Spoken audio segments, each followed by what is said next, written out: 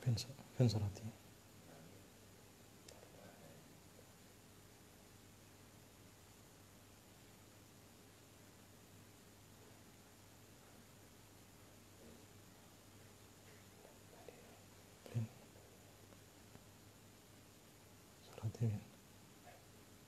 Adanya mana?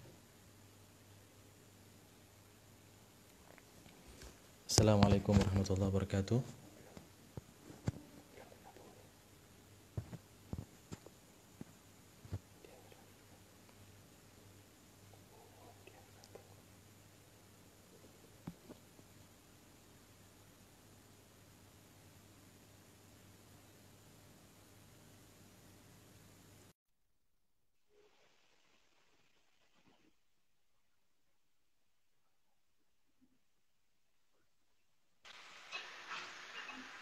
Keberanian.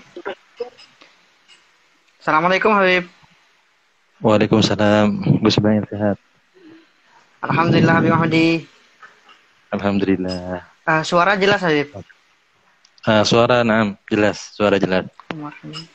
Habib Mahdi ada di mana sekarang Habib? Saya di Bali. Oh di Bali, Masya Allah. Masya Allah. Antum di Madura, nggih? Ada di Sampang Habib, di rumah istri Habib. Masya Allah, Masya Allah. Minta doanya Habib, pengantin baru Habib. Masya Allah, Allah yabarik fikum, Insya Allah. Amin, amin. Habib Mahdi. Mungkin bisa kita mulai. Insya Allah, bismillah. Pembahasan kita malam hari ini. Marhaba, bismillah, Sidin Habib Mahdi. Pertama Habib, dari pertanyaan-pertanyaan yang banyak masuk ke kolom story saya kemarin, ya. Jadi banyak sekali teman-teman yang ingin mengetahui lebih dekat, ya, lebih banyak tentang Sidin Habib Umar. Sama seperti tema yang kita bahas dengan Habib Syauqi kemarin, Habib, tema kita pada malam hari ini adalah mengenal lebih dekat Habib Umar dan menteladani akhlak-akhlak beliau, menteladani sirah-sirah beliau. Dan insya Allah malam hari ini kita sedang berbicara dengan sosok yang tepat. Tentunya antum pasti lebih tahu bagaimana Habib Umar, bagaimana akhlak-akhlak beliau, bagaimana sifat-sifat beliau. Pertanyaan pertama dari kawan-kawan yang banyak ditanyakan kepada saya, berapa tahun Habib Mahdi berkhidmah kepada Habib Umar dan bagaimana ceritanya, awal mulanya kok Habib Mahdi bisa berkhidmah ke Habib Umar? Apakah dipilih atau Habib Mahdi mengajukan permintaan atau bagaimana? Silakan Habib. Bismillahirrahmanirrahim. Saya mulai Gus ya. Silakan Habib. Bismillah. Jadi pertama kali saya datang ke Tarim itu pada tahun 2009. Jadi kurang lebih sampai rentang waktu sekitar 8 tahun sampai 2017 saya pulang ke Indonesia. Dan cerita saya bisa khidmat kepada Habib Umar ini tidak pernah terbayangkan sebelumnya, bahwa saya diberikan kesempatan oleh Allah Subhanahu wa Ta'ala bisa ngiring Habib Umar, bisa khidmat sama beliau. Cuman kalau saya ingat-ingat kembali itu bermula pada tahun 2008 kalau tidak salah, ketika saya lulus dari Pondok Dalwa tahun 2007 saya lulus daripada Pondok Dalwa. Kemudian pada tahun 2008 saya punya paman yang juga alumni Darul Mustafa angkatan pertama, Al-Habib Sodiq bin Hasan Baharun.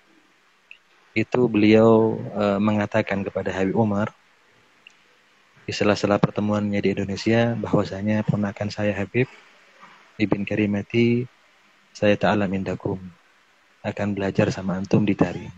Kemudian Habib Umar merespon permintaan tersebut. Ya sudah, suruh berangkat ke Tarim, kata Habib Umar. Di tahun yang sama ada kesempatan untuk Habib Umar berkunjung ke Bali. Itu adalah kesempatan yang sangat luar biasa bagi warga muslim di Provinsi Bali, dan itu atas bantuan dan jasa Al-Habib Munzir Al-Musawa, yang mana mengusahakan supaya Habib Umar bisa transit, sebab Habib Umar akan berangkat ke Australia. Jadi di tengah perjalanan bagaimana Habib Umar bisa transit ke Bali. Kemudian di situ direncanakan. Jadi kami merencanakan bahwasanya kami itu ingin berjumpa dengan Habib Umar di Bali. Dan itu juga permintaan daripada walidati Umi Ana, paling tidak Mahdi ini bisa ketemu sama Habib Umar walaupun sebentar aja.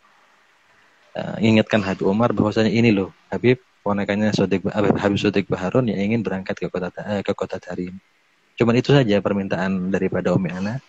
Dan subhanallah ternyata ketika Habib Umar betul-betul bisa datang ke Pulau Dewata, tepatnya di Masjid Ihsan di dekatnya Bali Beach, hotel pertama di Bali. Itu subhanallah ternyata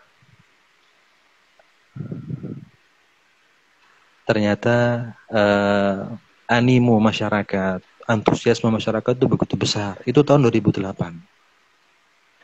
Jadi keinginan kami untuk sekedar berjumpa dengan Habib Umar itu tidak kesampaian. Melihat animo masyarakat, bahkan di situ ada saya punya paman, itu Habib Thalib As-Segaf, Haji Badruddin yang merupakan ketua MR saat itu, mengusahakan supaya paling tidak saya ini ketemu walaupun sebentar dengan Habib Umar. Ternyata nggak bisa, karena masyarakat yang begitu membludak dan keadaan kredit sehingga tidak ditakdirkan oleh Allah Subhanahu wa taala. Kemudian ketika saya pulang ke rumah, saya ceritakan kepada umi saya. Di situ tergambar sedikit daripada kekecewaan daripada umi saya gitu. Kenapa nggak bisa ketemu sama Habib Umar? Cuman takdir sudah seperti itu. Kemudian pada tahun 2009 itu alhamdulillah saya berangkat ke kota Tarim beserta rombongan Dalwa yang dipimpin oleh saya punya paman, yaitu Habib Zain Baharun, Habib Zain bin Hasan Baharun, yang sekarang beliau menjadi mudir di Pondok Dalwa. Saya berangkat ke Hadramut beserta rombongan keluarga besar Dalwa. Itu pertama kali saya menginjakkan menginjakkan kaki di kota Tarim. Jadi saya punya paman Habib Zain Baharun menyerahkan saya kepada Habib Umar, dan Habib Umar menerima. Saya ingat waktu itu ziarah kita ke kota Tarim akhir bulan Sya'ban. Itu akan menjelang bulan Ramadan. Ketika rombongan keluarga saya sudah pulang ke Indonesia, maka saya yang saat itu masih baru, saya yang saat itu masih belum tahu tentang kondisi Tarim, adat istiadat Tarim, budaya Tarim seperti apa. Itu ketika ditinggalkan oleh keluarga besar saya merasa sedih. Tapi saya merasa bahagia karena Habib Umar menerima saya, bahkan menempatkan saya di rumah sebelah atas. Jadi di rumah Habib Umar itu, di bagian bawah itu rumah pribadi beliau, sedangkan tingkat yang bagian atas ya itu dikhususkan untuk para murid yang tidak tinggal di Darul Mustafa. Ya, di situ juga ada di antaranya Habib Muhsin Al-Idrus, saudara daripada Habib Hadi, itu sebagai ketua kamarnya. Terpisah dari rumah Habib Umar, akses pintunya pun beda. Saya tinggal di atas kurang lebih sekitar 3 hari di rumah Habib Umar. Kemudian 3 hari setelah saya tinggal di atas, tiba-tiba Sayyid Muhsin Al-Idrus datang kepada saya mengatakan, Mahdi, sudah mulai sekarang kamu tinggal di bawah. Kata Husin Al-Khatib, Syekh Husin Al-Khatib ini ketua rumah tangga Habib Umar di Kota Tarim. Beliau berasal dari Tarim. Syekh Husin Al-Khatib ini minta kamu untuk pindah ke bawah. Pindah ke bawah artinya pindah ke rumah Habib Umar. Kemudian saya disiapkan kamar itu tepat di sebelah ruang pertemuan daripada Habib Umar. Saya mengatakan Husin Al-Khatib kepada saya, Mahdi, Habib Umar yang minta kamu tinggal di bawah. Sekarang tugas kamu adalah kamu khidmat, kamu nerima tamu, dan sebagainya.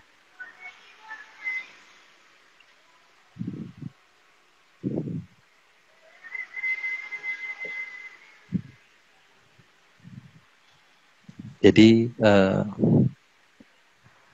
mungkin Gus yang ingin saya sampaikan di sini Iya, Habib. adalah Tapi waktu itu Habib belum ikut Habib Umar kemana-mana waktu itu. Cuma di rumah saja atau sudah ikut Habib Umar kemana-mana? belum. Waktu itu Belum. saya di rumah saja, ya, saya di rumah saja dan saya cuma nerima tamu. Kalau ada Habib Umar, ya saya layani beliau. Artinya saya belum ngerti, ya, belum ngerti bagaimana cara khidmat dan lain sebagainya. Cuman yang pertama-tama yang membuat saya itu bisa sampai menginjakkan kaki di rumah Habib Umar itu adalah barokah daripada ibu saya, umi saya, abah saya. Itu ketika melepaskan saya berangkat ke Tarim, mereka ridho kepada saya dan mendoakan saya supaya saya bisa dekat dengan Habib Umar, dan sedikit pun tidak terlintas di hati saya untuk saya bisa khidmat kepada Habib Umar. Cerita tentang khidmat khusus, yaitu murafik Habib Umar, yaitu ketika saya menjadi asisten Habib Umar, dalam artian saya ikut Habib Umar ke undangan kemana-mana, itu adalah kejadiannya setelah bulan Ramadan. Jadi saya datang bulan Sya'ban, bulan Ramadan, habis bulan Ramadan itu bulan Syawal itu saya mulai berkhidmat kepada Habib Umar, dan itu atas permintaan daripada Habib Umar sendiri. Dan ini tidak pernah saya bayangkan sebelumnya. Artinya ini semua berkat daripada doa daripada orang tua saya, daripada umi saya, yang mengharapkan saya betul-betul dekat sama Habib Umar. Mungkin Gus Ismail, kalau boleh saya tanya kepada antum, gimana sih keadaan kita, murid-murid Indonesia, kalau berjumpa dengan kiai, dengan gurunya, dengan habaib di pondok, tentu keadaannya tidak sama seperti orang-orang Arab. Orang-orang Arab terkadang ada gurunya lewat biasa. Ya, tapi kalau kita nggak bisa. Nah, kalau kita jangankan sama Habib Umar, sama guru kita, bahkan saya dengan paman saya Habib Zain Baharun, karena saya melihat semua santri seperti itu, dan juga itu kebanyakan santri di Jawa dimanapun, ketika melihat gurunya, syekhnya lewat itu berdiri. Kadang-kadang dengar suara motornya, suara mobilnya itu berdiri tanpa tahu di dalamnya ada guru kita apa tidak. Jadi kebiasaan itu terbawa oleh kami sampai kami ditarim. Jadi pada waktu itu, kalau nggak salah itu hari Senin. Hari Senin selesai daripada ayam musid, itu di pagi hari, yaitu mungkin antum masih ingat istilah uwat ya. Jadi orang Tarim itu idnya itu bukan seperti kita.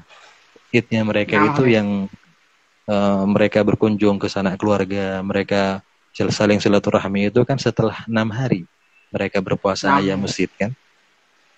Itu di hari ayam musid, setelah ayam musid, itu Habib Umar masih tidak seramai sekarang.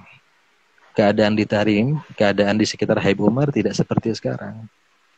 Nah, dulu tidak ada keramaian di sekitar Habib Umar.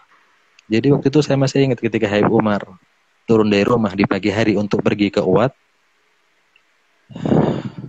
itu saya hanya ingin membukakan pintu mobil Habib Umar.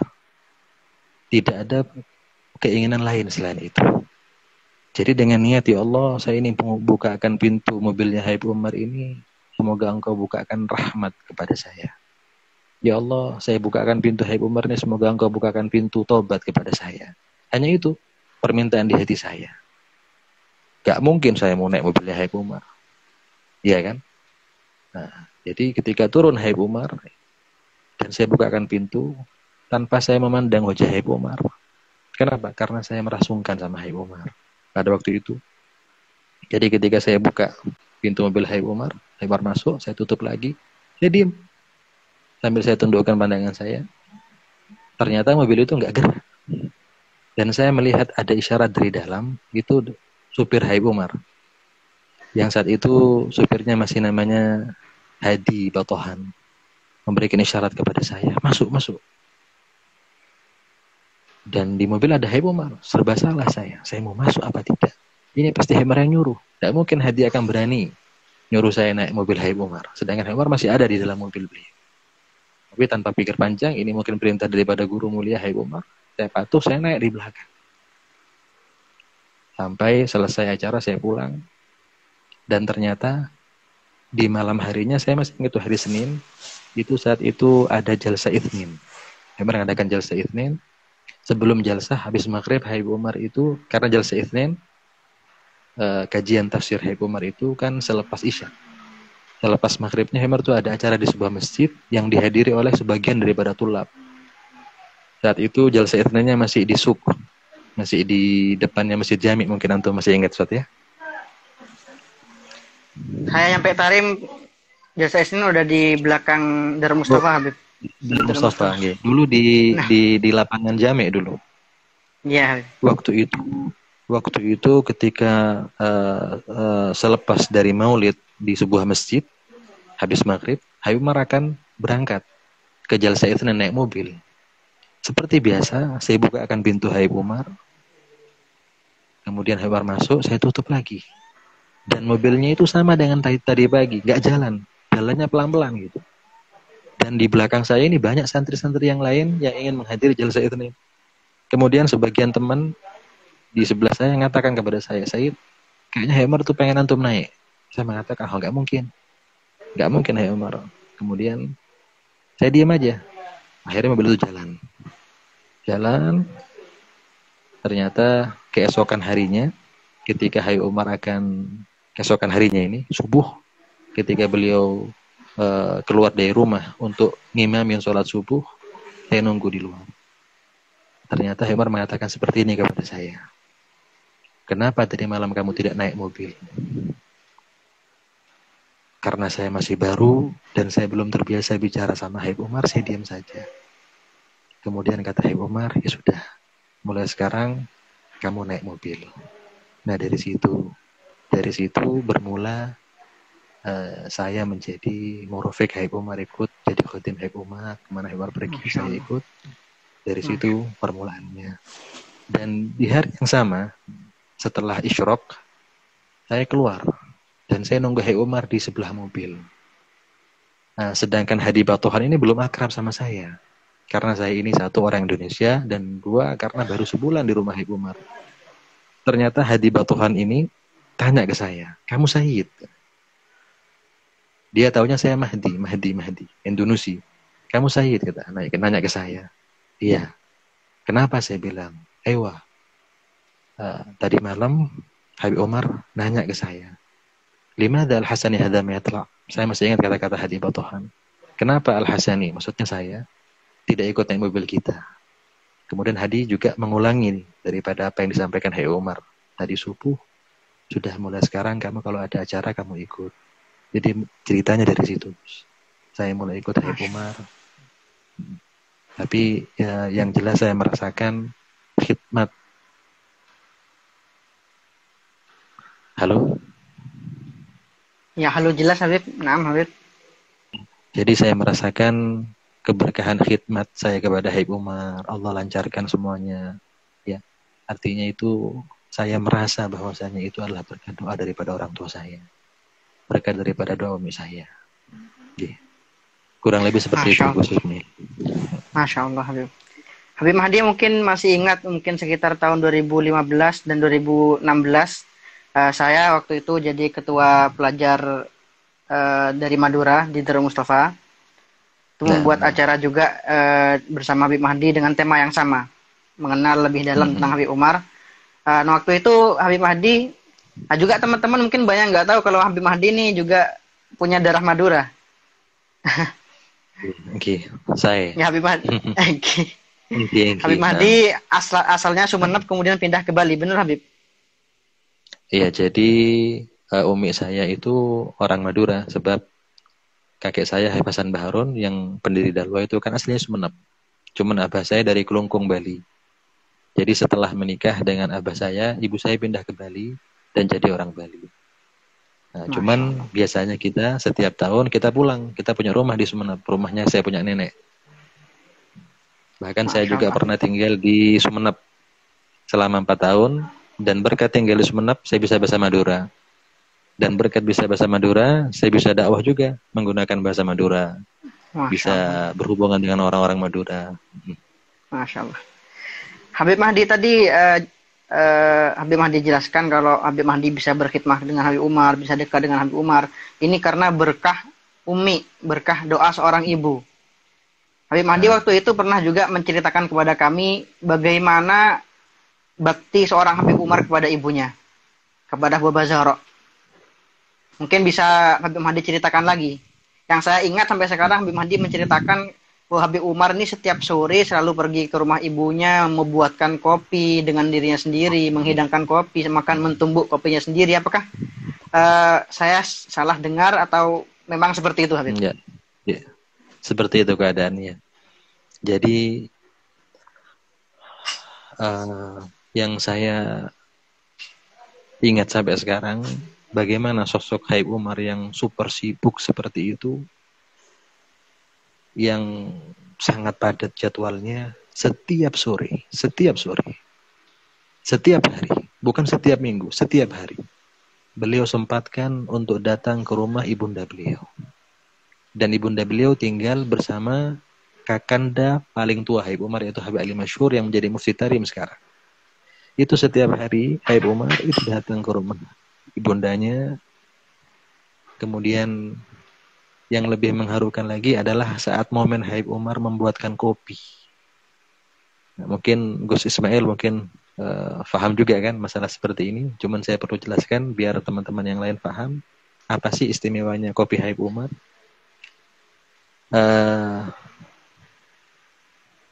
Ternyata cara pembuatan kopi Habib Umar tidak seperti yang kita bayangkan. Kopi instan enggak. Jadi yang dibikinkan Habib Umar untuk sang ibunda itu adalah dari kopi yang masih ada kulitnya. Jadi Habib Umar masih sendiri, berupa biji, Habib. Masih berupa biji, bahkan masih mentah. Itu sama Habib Umar dikupas kulitnya, ditumbuk, nanti diambilkan seperti tungku, ada pancinya dari itu pun pancinya itu dari tanah liat.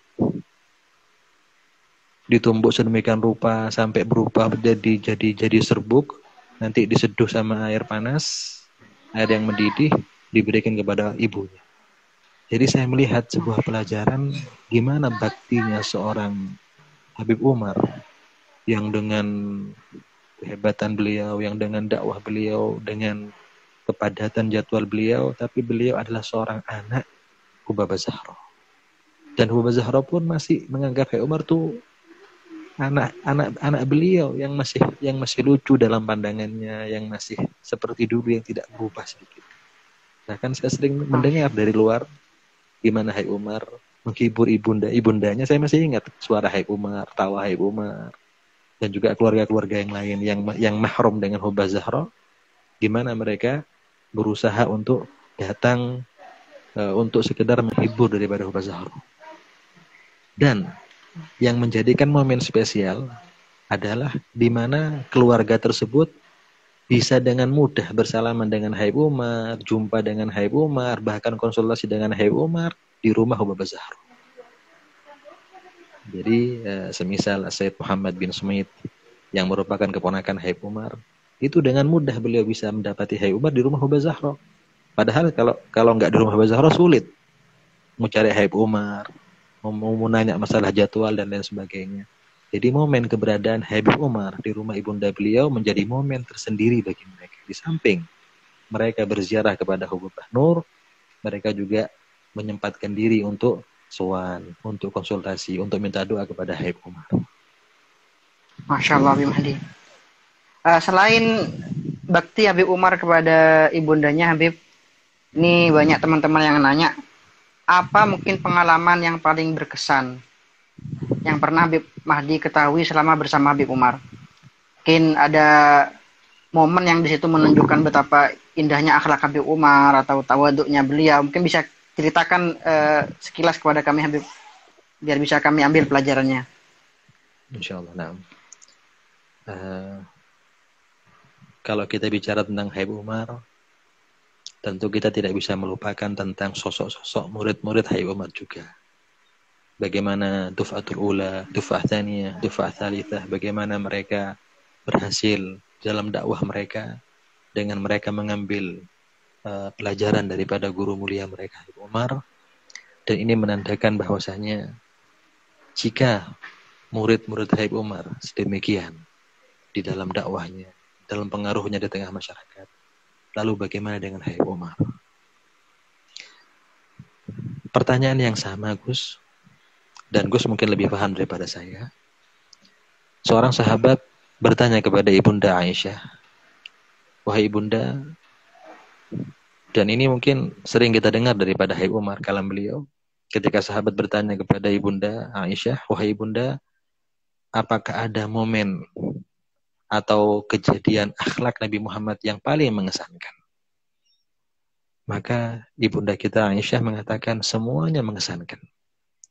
Tidak ada satu momen yang ada pada diri Rasulullah SAW, melainkan semua mengesankan. Duduknya, berdirinya, jalannya, tutur katanya, tingkah lakunya, semua mengesankan. Begitupun dengan Habib Umar. Habib Umar di mata saya, seorang fakir, di mata saya yang serba kurang seperti ini, saya belum pernah melihat satu sosok yang seperti Habib Umar. Mungkin saya bisa meniru cara ceramah Habib Umar.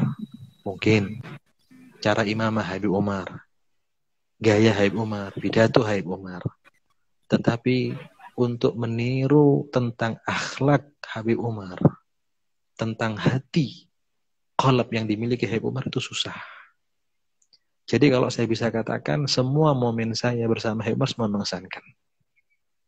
Semua apa yang beliau lakukan bermuatan atau bernilai tarbiyah. Semua mendidik. Dan di antara yang paling menonjol dari sosok beliau adalah Jabrul Khatir. Ya, Jabrul Khatir, maksudnya beliau ini selalu nyampaikan hajatnya orang. Pernah ada satu ketika, ada satu momen menjaga perasaan orang seperti tadi, menjaga perasaan orang lain. Menjaga perasaan orang, ya. Pernah satu ketika Habib Umar ini dalam artian selalu memperhatikan si fulan ini. Kalau fulan ini ngundang Habib Umar, maka Umar akan datang. Ketika fulan ini bicara akan diperhatikan sama Habib Umar. Sampai Sayyid Umar bin Faqih itu tanya sama Habib Umar, Habib, kenapa kita lihat antum ini kok perhatian kepada si fulan? Saya sampai ingat sampai sekarang apa yang beliau katakan. Kata Habib Umar, ma'ubidullah afdal min jabril khawatir. Artinya tidak ada ibadah di sisi Allah yang lebih baik daripada kita menjaga perasaan orang lain. Kita nyampaikan hajatnya orang lain. Jadi dari situ saya menyadari bahwasanya ibadah itu bukan hanya sekedar kita sholat, kita sedekah. Namun ibadah itu juga mencakup bagaimana kita menjaga perasaan orang lain. Habib Sodik Baharun, saya punya paman, Habib Sodik bin Hasan Baharun. Saya sering beliau berkata, menceritakan tentang Nabi Ibrahim yang membangun Ka'bah. Dan ini juga mungkin sering kita dengar dari darasnya Habib Umar. Ketika Allah Ta'ala muji Nabi Ismail dan Nabi Ibrahim ketika membangun Ka'bah kembali. Tapi apa kata Allah Ta'ala? Satu suap yang kamu berikan kepada orang yang lapar itu lebih baik daripada engkau bangun Ka'bah. Bahkan dikatakan menyakiti hatinya orang mukmin lebih dahsyat dosanya daripada menghancurkan Ka'bah. Jadi itu yang saya pelajari daripada Habib Umar, bagaimana kita berusaha untuk selalu menjaga perasaan orang lain walaupun itu sangat sulit. Tapi insya Allah mudah-mudahan berkat daripada beliau, kita semua yang bernisbah kepada beliau, yang berintimak kepada beliau, bisa mengambil ibrah daripada akhlak dan teladan Habib Umar. Masya Allah, Habib Mahdi. Habib Mahdi, sepanjang Habib Mahdi berkhidmah kepada Habib Umar, ya selama Habib Mahdi berkhidmah kepada Habib Umar, apakah ada satu pesan ya atau nasihat Habib Umar kepada Habib Mahdi yang masih Habib Mahdi ingat sampai sekarang? Iya. Jadi suatu ketika saya merasa koneksi saya dengan Allah itu kurang. Maka saya adukan kepada Habib Umar. Habib, saya ngerasa ikatan batin saya sama Allah ini kurang. Kira-kira apa Habib amalannya? Kemudian kata Habib Umar, kamu baca la haula wala quwata illa billahil aliyil azim setiap hari 300 kali.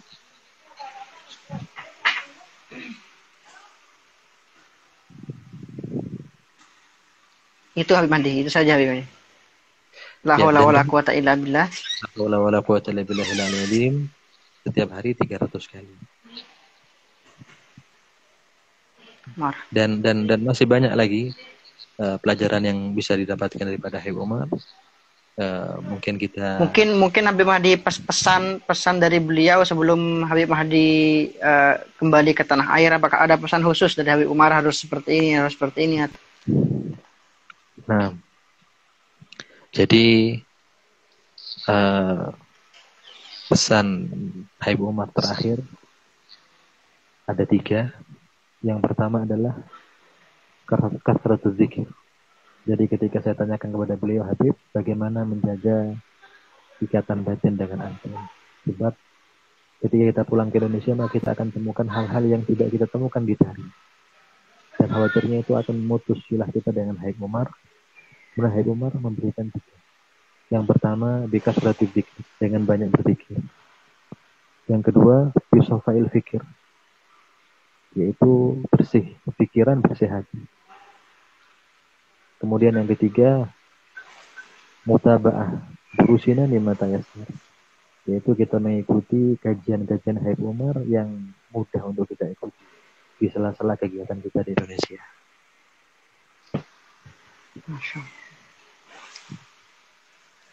Masya Allah Habib Mahdi. Habib Mahdi, kemarin juga kita bahas dengan Habib Syaugi, ya. Habib Syaugi kemarin cerita kepada kita bahwa Habib Syaugi ingin meminta maaf karena beliau mungkin banyak salah kepada Habib Umar. Juga Habib Syaugi menceritakan bahwa selama berkhidmat kepada Habib Umar, beliau tidak pernah marah. Atau mungkin sekedar mengingatkan, sekedar menegur saja tidak pernah. Apakah itu sama seperti yang dirasakan oleh Habib Mahdi selama berkhidmat kepada Habib Umar? Apakah Habib Umar pernah menegur kesalahan atau pernah mengingatkan atau bahkan marah kepada Habib Mahdi atas sebuah kesalahan? Bagaimana Habib?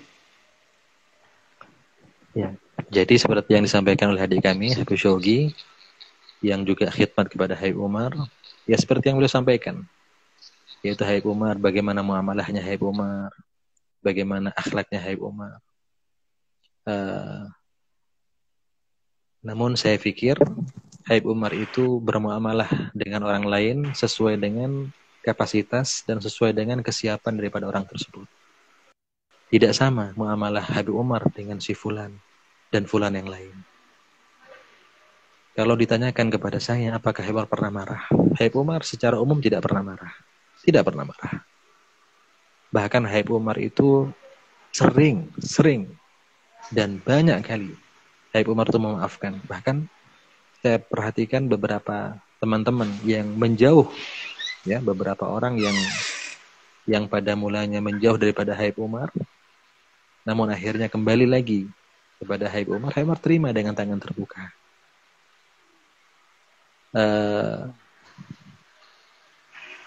Kalau saya perhatikan ketika saya berkhidmat kepada Habib Umar itu mendidik setiap muridnya dengan cara yang berbeda. Terkadang Habib Umar memberikan, halo, assalamualaikum, Gus Ismail. Ya, hadir Habib. Habib. Jadi tidak sama muamalah Habib Umar antara murid yang satu dengan murid yang lain. Jadi Habib Umar lebih melihat kepada hati kita.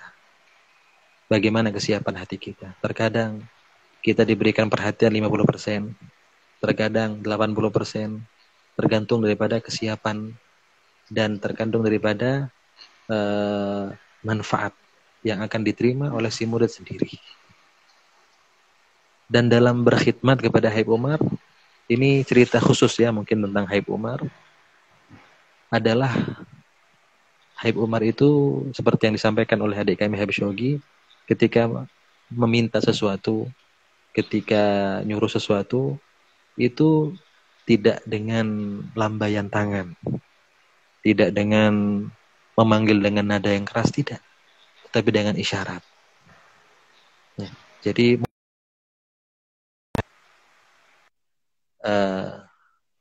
halo. Ya, halo Habib. Momen yang sangat mengesankan itu adalah saat kita mulai belajar bagaimana memahami sosok Habib Umar. Ya, Habib Umar itu kalau butuh sesuatu beliau tidak meminta dengan suara, tidak mengisyaratkan dengan tangan, tapi dengan isyarat. Bagaimana kita bisa tahu? Yang pertama dengan tadrib, dengan banyak kita berlatih memahami apa yang dimaksudkan oleh Habib Umar. Yang kedua bitadrij, step by step. Gak mungkin langsung paham. Butuh waktu satu minggu, 2 minggu, sebulan, 2 bulan untuk memahami Habib Umar. Satu contoh ini Gus ya. Misalnya nih, Habib Umar, mungkin Gus juga sering mengalami mungkin di Darul Mustafa. Ketika Habib Umar saat itu musim dingin, dan Habib Umar ngerasa bahwasanya kipas angin itu membuat suasana musola dingin, dan musim itu musim dingin, maka Habib Umar cukup melihat kepada mirwahah, kepada kipas, maka yang bertugas di sana ya akan paham bahwasanya Habib Umar itu ingin kipasnya dimatikan. Begitupun juga di rumah Habib Umar. Satu contoh Gus ya, pernah ini pengalaman pribadi saya ini. Jadi ketika itu ada undangan makan di rumah Habib Umar. Tamu-tamu sudah pada berkumpul. Kemudian kami para khadim Habib Umar itu tugasnya. Halo?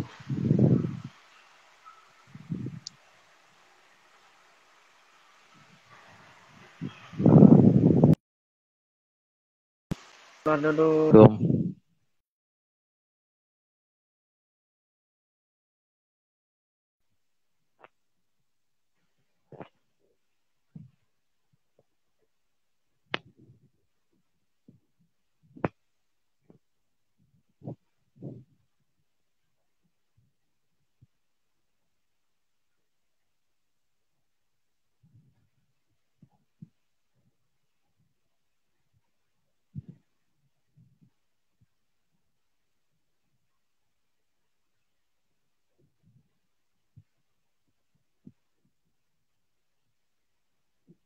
Sambil kita menunggu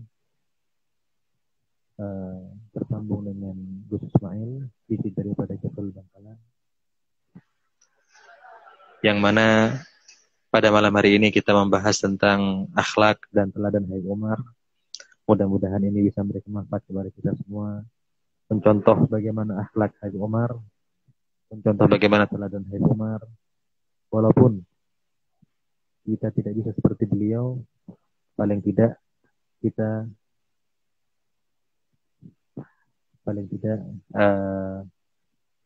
kita bisa mengikuti sedikit daripada akhlak beliau yang mulia.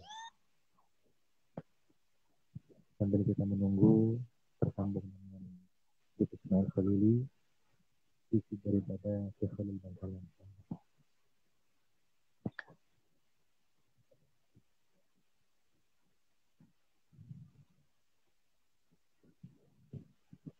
Saat ini kita masih menunggu. Mudah-mudahan apa yang dipaparkan pada malam hari ini memberikan manfaat kepada kita semua.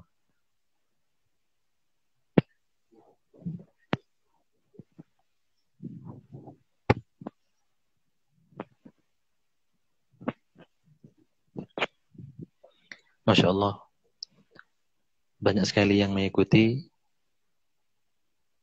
Ini semua berkat daripada Habib Umar. Mudah-mudahan apa yang kami sampaikan pada malam hari ini memberikan manfaat kepada kita semua. Teringat dauh Habib Umar di dalam maulidnya, yaitu ketika meminta kepada Allah Subhanahu wa taala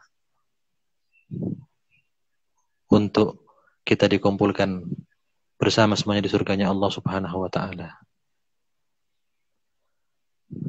Kalau kita bicara tentang Habib Umar, maka saya pikir, saya pribadi sampai subuh pun tidak akan habis untuk saya ceritakan tentang Habib Umar. Saking banyaknya akhlak, saking banyaknya cerita-cerita yang mengesankan, yang berkenaan dengan Habib Umar, yang kami dengar daripada murid-murid Habib Umar, generasi pertama, generasi kedua, dan yang setelahnya. Dan bagaimana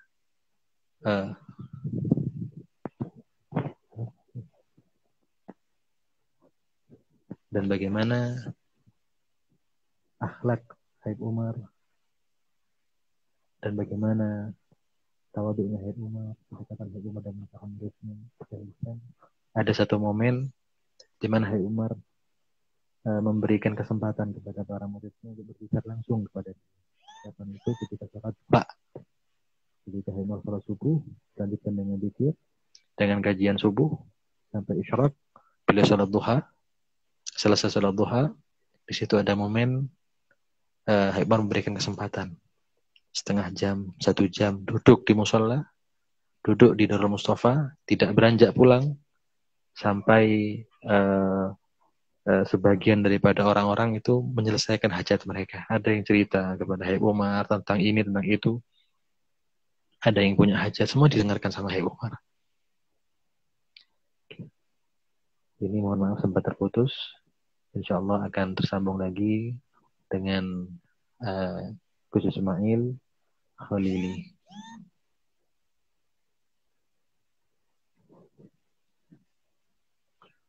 Bismillah. Ini banyak sekali yang mengikuti. Mudah-mudahan insyaallah bermanfaat, terutama kepada Al-Fakir. Sebetulnya Al-Fakir tidak pantas untuk bercerita tentang Habib Umar karena begitu jauh, karena begitu perbedaan yang begitu mencolok. Cuman paling tidak sebagaimana sabda baginda Rasul Muhammad SAW, almar'u ma'a man ahab, orang itu akan dikumpulkan bersama orang yang dicintainya. Masya Allah.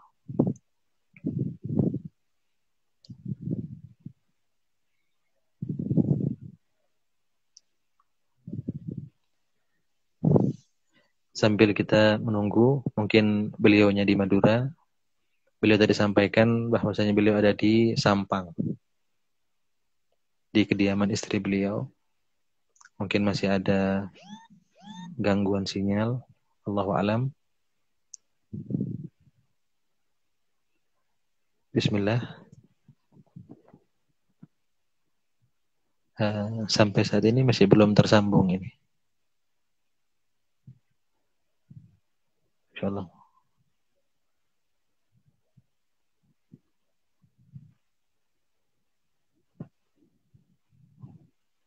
Alhamdulillah.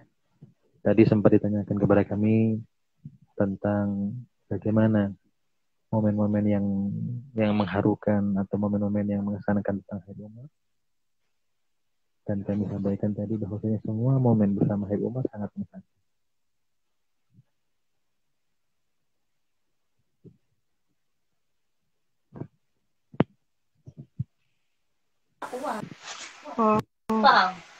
Bismillah. Assalamualaikum Sidi. Waalaikumsalam Ustaz. Masya Allah. Apa ada kota habis tadi Sidi? Masya Allah. Labas. Oke. Sampai mana pembahasannya Sidi? Jadi waktu itu ada tamu di rumah Habib Umar. Dan kita selaku khodim dan juga mungkin murid-murid Habib Umar yang lain yang sudah mengenal Habib Umar, maka yang menarik di sini adalah saat kami menghadiri sebuah acara, semeriah apapun acara itu, seheboh apapun acara itu, tetap yang menjadi fokus kami adalah Habib Umar. Jadi semua gerakan Habib Umar, semua gerak-gerik Habib Umar itu kita perhatikan. Terkadang Habib Umar itu butuh sesuatu tidak dengan bicara.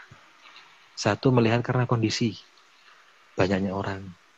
Dan yang kedua, Habib Umar memiliki satu tipikal yang begitu santun, yang lemah lembut. Jadi ketika dengan isyarat, dan kita harus pahami isyarat Habib Umar. Bagaimana gestur tubuh Habib Umar, bagaimana mimik Habib Umar, bagaimana itu kita Habib Agil, Habib Shogi, mungkin para khadim yang lain yang sudah sering berhubungan sama Habib Umar mungkin akan paham.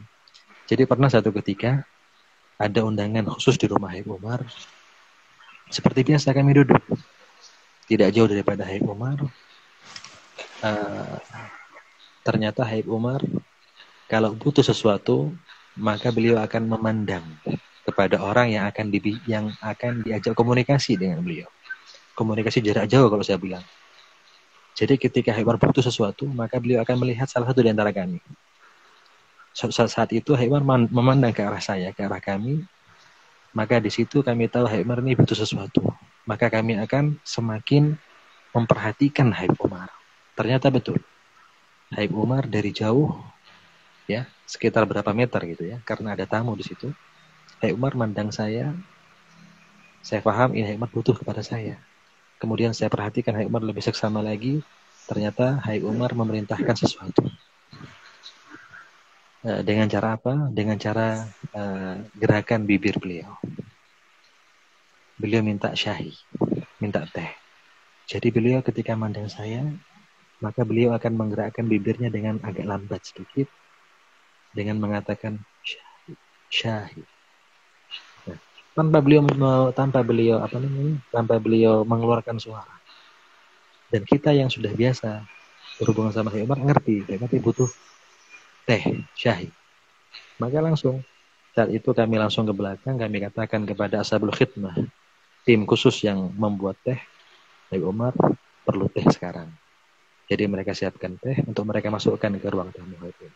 Ini satu di antara sekian banyak cara-cara Habib Umar di dalam mendidik orang-orang yang ada di sekitar beliau. Bagaimana agar mereka itu tidak ceroboh, agar mereka itu tidak terburu-buru dalam khidmat. Habib Umar itu ingin kerjanya itu rapi. Seperti itu.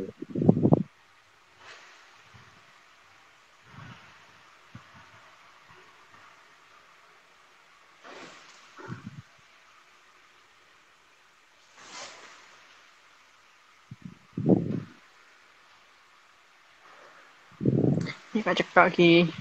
Ini senten apa lo nek? Bismillah, Gus. Suaranya jelas ya? Nah, Habib. Iya. Mungkin Gus Ismail, saya mungkin cerita sedikit mungkin tentang apa? Keseharian Habib Umar ketika saya berkhidmat kepada beliau. Jadi beliau ini, Habib Umar ini seperti yang disampaikan oleh Habib Shogi kemarin, beliau suka sesuatu yang alami. Sesuatu yang alami. Ya, bahkan untuk sabun cuci tangan pun Habib Umar tidak menggunakan sabun biasa. Tapi menggunakan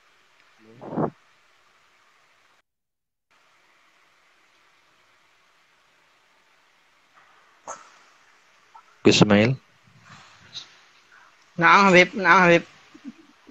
Ya. Jadi Habib Umar itu kan suka sesuatu yang alami, sesuatu yang natural, seperti yang disampaikan oleh Habib Shogi kemarin. Jadi apa-apa yang berkaitan dengan Habib Umar itu beliau suka yang alami. Bahkan untuk urusan sabun, cuci tangan pun beliau suka yang alami. Jadi saya setiap berangkat sama Habib Umar pasti saya menyiapkan sebuah tas. Yang mana tas itu isinya hal-hal yang berkaitan dengan Habib Umar. Satu contoh HUTK. Mungkin antum masih ingat istilah HUTK. HUTK itu adalah seperti serbuk dari tanaman. Ya, tanaman yang dihancurkan menjadi serbuk itu adalah sabun alami. Bahkan terkadang campurannya itu adalah kulit jeruk. Jadi kulit jeruk yang dihancurkan, yang dihaluskan dicampur dengan HUTK itu adalah sabun alami yang digunakan oleh Habib Umar dalam mencuci tangan. Bahkan uh, sampai sekarang pun kalau Habib Umar ke Indonesia saya siapkan HUTK. Jadi setiap beliau cuci tangan maka saya siapkan HUTK dan beliau senang karena beliau teringat dengan tari ini.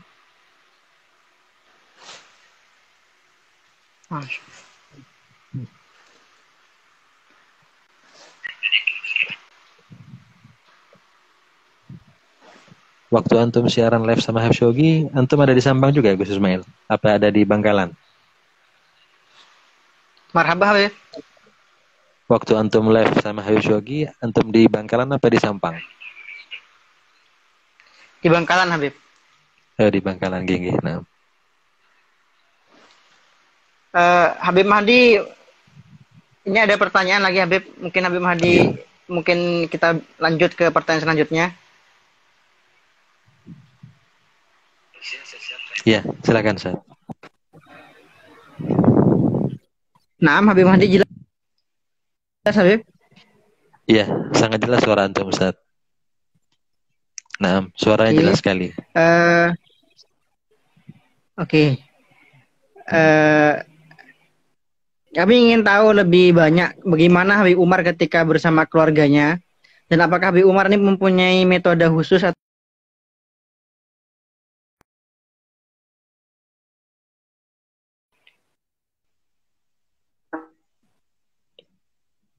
Halo, Allah. Naam Habib. Halo.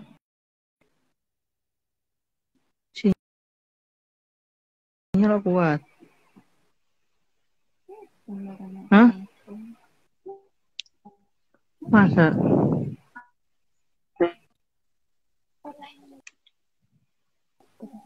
Kenapa? Enggak. Halo Habib Mahdi.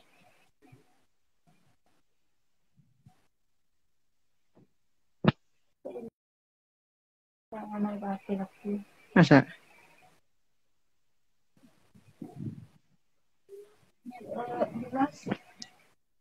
Coba kok perbaiki.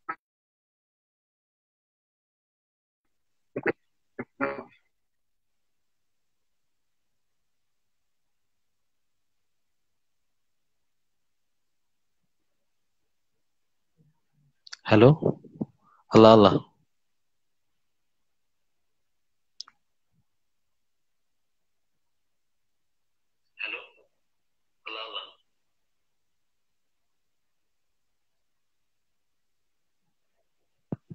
Bismillah.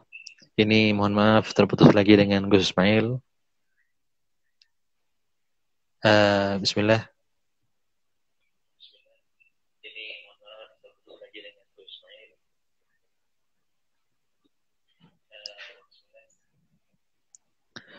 Ya, jadi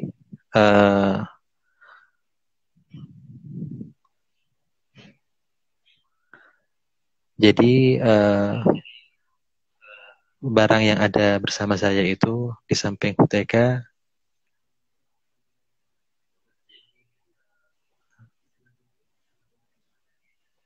Oh, ini ada pertanyaan ya. Bagaimana keadaan Habib Umar bersama keluarga beliau? Ya. Jadi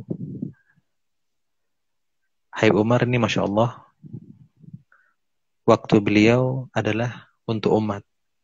Jadi terkadang, ini terus terang saya sampaikan, salah satu putri beliau yang mengajar di Darul Zahra, ini terkadang untuk bertemu dengan Habib Umar susah. Mengapa? Karena jadwalnya beda dengan Habib Umar. Jadi ketika beliau ada di rumah, putrinya sudah ngajar di Darul Zahra. Ketika putrinya pulang dari Darul Zahra, Habib Umar sedang keluar. Dan biasanya waktu Habib Umar normal daripada waktu Habib Umar itu adalah selepas zuhur.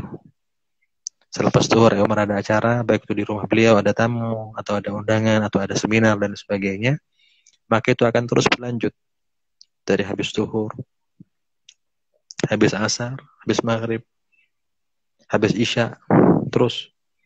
Kalau misalnya pulang jam 10 malam, maka bagi saya itu adalah sangat artinya selit. Artinya Habib Umar pulang cepat.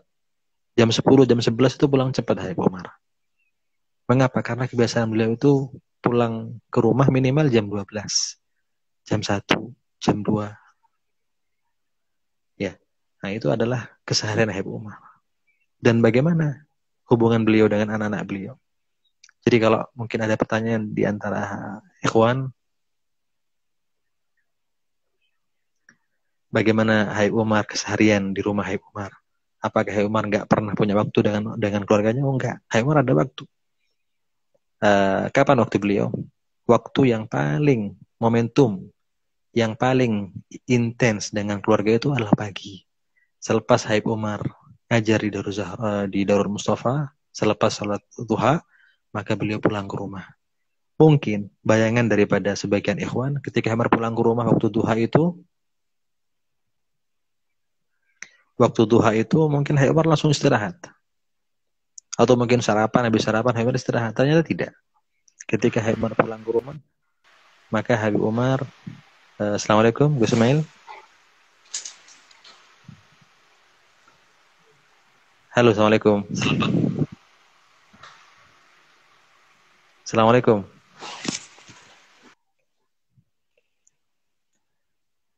Jadi sebagian daripada ikhwan mungkin menganggap Habib Umar selepas pulang dari Darul Mustafa, Habib Umar akan pulang ke rumah, lalu sarapan, tidur.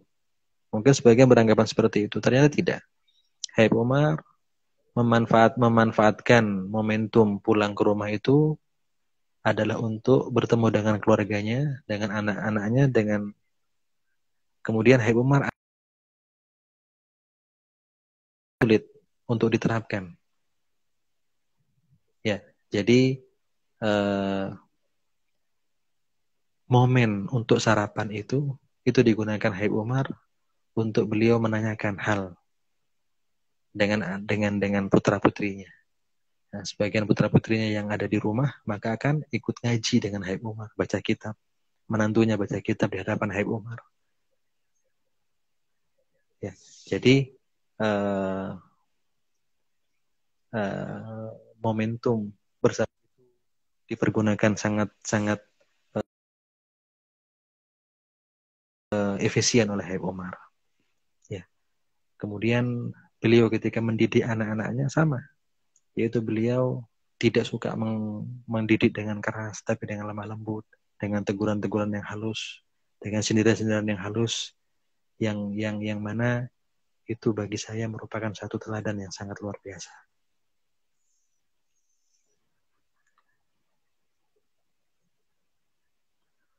Ada pertanyaan, amalan apa Habib untuk bisa nuntut ilmu ke Hadramut? Yang pertama adalah keterpautan hati. Antum sering-sering kirim Fatihah kepada para aulia di Tarim. Antum bangun komunikasi ya dengan mereka dalam artian membangun ikatan dengan mereka. Ya. Jadi insya Allah mereka yang memiliki ikatan batin dengan orang-orang Tarim, dengan Habib Umar dan dengan para Habib yang lain, insya Allah akan mudahkan. Kita sering mendengar daripada Habib Umar, kata beliau, kam min qaribin ba'id. Berapa banyak orang yang dekat, tapi dia jauh. Jasadnya ada di dekat, di Tarim misalnya, tapi hatinya jauh. Ya. Namun kata beliau, kam min ba'idin qarib. Berapa banyak orang yang jauh, tapi dia dekat hatinya. Ya. Sambil menunggu daripada Gus Ismail, ada pertanyaan tentang bagaimana karomah Habib Umar yang pernah saya saksikan.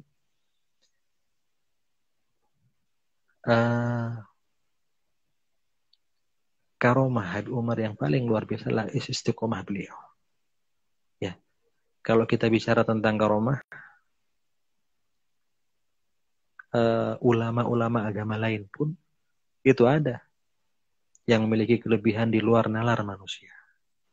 Ada yang bisa terbang, ada yang bisa keluar dari penjara, ya, tanpa kunci dan lain sebagainya. Itu biasa. Tetapi yang luar biasa adalah bagaimana mengkonsistenkan sebuah amalan, sebuah prinsip hidup, sehingga orang itu dikatakan sebagai orang yang mustaqim, orang yang istiqomah. Ini yang sangat sulit. Dan ini yang kami saksikan. Dan semua keistiqomahan Habib Umar itu adalah karomah. Ya, ini yang pertama. Kemudian al-istiqomah khairun min alfi karomah. Seperti dikatakan, keistiqomahan lebih